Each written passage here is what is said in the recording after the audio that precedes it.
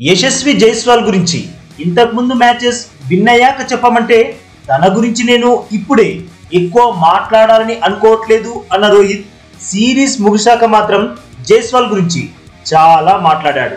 అలాగే test match గెలవాలంటే score board పై చాలా పరుగులు ఉంచాలి అనుకుంటారు, కానీ అంతకంటే ముఖ్యమైనది ఇంకొకటి ఉందన్నాడు.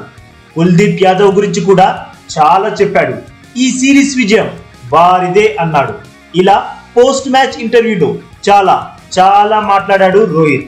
మరి రోహిత్ ఒక్కో ప్లేయర్ గురించి ఏం మాట్లాడాడు, సిరీస్ విజయంపై ఎలా స్పందించాడో చూసేద్దామా. ఇలాంటి మ్యాచ్ గెలిచాక ఆల్మోస్ట్ మనం అనుకున్నవన్నీ సరిగానే జరిగాయని చెప్పుకోవాలి. ఇక ఈ సిరీస్ కి చాలా మంది సీనియర్ ప్లేయర్స్ దూరం అయ్యారు. అయితే ఏదో ఒక స్టేజ్ లో ఇలాంటి సిచ్యువేషన్ వస్తుందని మాకు తెలుసు. అయితే ఇంతకు ముందే చెప్పినట్లు ఇప్పుడు టీంలో ఉన్న యంగ్ ప్లేయర్స్ కి ఇంటర్నేషనల్ ఎక్స్పీరియన్స్ తక్కువే ఉన్నా వాళ్ళంతా చాలా క్రికెట్ ఆడి ఇక్కడి వరకు వచ్చారు. వాళ్ళు గేమ్ ని చాలా బాగా అర్థం చేసుకున్నారు. కొన్ని సందర్భాల్లో గేమ్ గురించి, సిచ్యువేషన్ గురించి వారికి అర్థమయ్యేలా చెప్తుంటాం. ఇక ఈ సిరీస్ మొత్తంలో యంగ్ ప్లేయర్స్ అండర్ ప్రెషర్ లో కూడా అద్భుతమైన ఆట తీరుని కనబరిచారు. ఎగ్జాంపుల్స్ చెప్పాలంటే చాలానే ఉన్నాయి. ఈ సిరీస్ లో కొన్ని సందర్భాల్లో పరిస్థితి చేదాటేలా కనిపించాయి, కానీ ప్లేయర్స్ అంతా ఆ ప్రెషర్ ని తట్టుకొని టీం ని గెలిపించారు. ఈ క్రెడిట్ అంతా టీంలోని ప్రతి ఒక్కరికి దక్కుతుంది. ఇక ఇలాంటి సిరీస్ గెలిచాక అందరూ ఎవరు ఎన్ని రన్స్ చేశారు, స్కోర్ బోర్డ్ పై ఎన్ని పరుగులు ఉంచారు అన్న దాని గురించే మాట్లాడతారు. కానీ టెస్ట్ మ్యాచ్ గెలవాలంటే పరుగులు సాధిస్తేనే సరిపోదు. ఆపోజిట్ టీం 20 వికెట్స్ ని కూల్చే బౌలర్స్ టీంలో ఉండాలి. అలా అయితేనే మనం టెస్ట్ మ్యాచ్ గెలవగలం.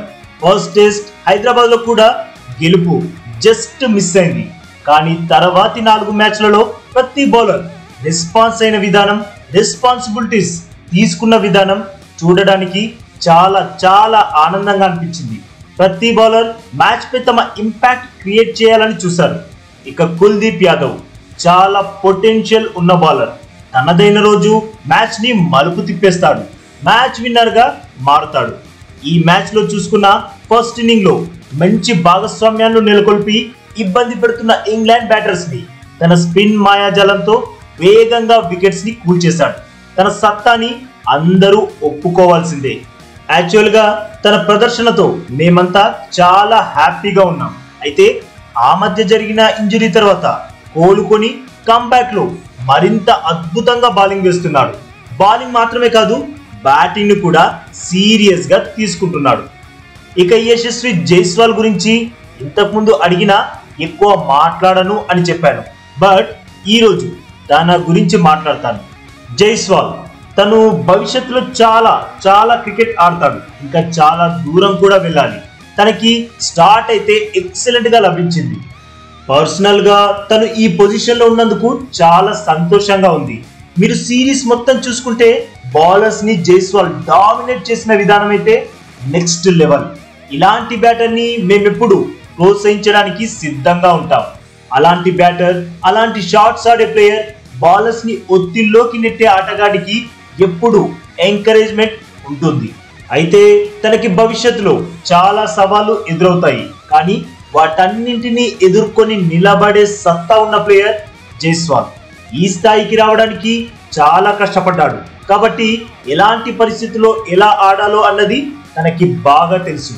అలాగే టీం తన నుండి ఏం కోరుకుంటుందో కూడా తనకి బాగా తెలుసు. ఇక ఈ సిరీస్ లో మాత్రం అద్దరగొట్టేశాడు. 700కు పైగా పరుగులు సాధించడం మామూలు విషయం కాదు.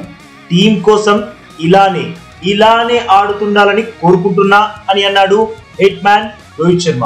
మరి రోహిత్ శర్మ పూర్తి ఇంటర్వ్యూని తెలుగులో విన్నందుకు ప్లీజ్ వీడియోకి ఓ లైక్ కొట్టండి.